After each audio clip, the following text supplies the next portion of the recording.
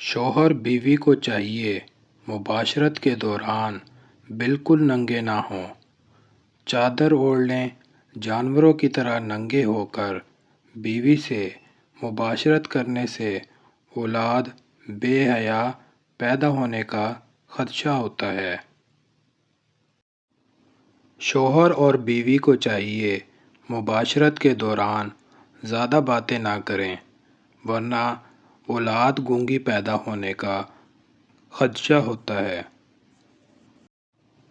شوہر کو اگر احتلام ہوا ہو تو وہ بغیر غسل کیے بیوی سے مباشرت نہ کرے، ورنہ اولاد دیوانی، بخیل پیدا ہونے کا خدشہ ہوتا ہے۔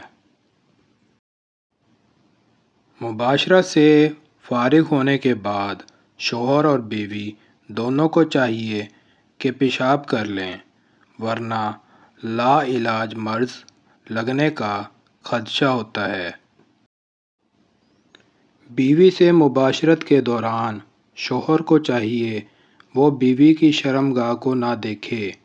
ایسا کرنے سے اولاد اندھی پیدا ہونے کا خدشہ ہوتا ہے۔ بیوی سے مباشرت کا بہترین وقت رات کا آخری پہر ہے، کیونکہ رات کے پہلے پہر میں معدہ غذا سے بھرا ہوتا ہے۔ بیوی سے مباشرت کے دوران اس بات کا خاص طور پر خیال کریں کہ منہ قبلہ کی طرف نہ ہو۔ بیوی سے مباشرت کے بعد اپنے عضو کو دھو لینا چاہیے، اس سے جسم تندرست اور توانا رہتا ہے۔ بیوی کی مرضی کے بغیر کوئی بھی شوہر جماع کے بعد باہر انزال نہیں کر سکتا۔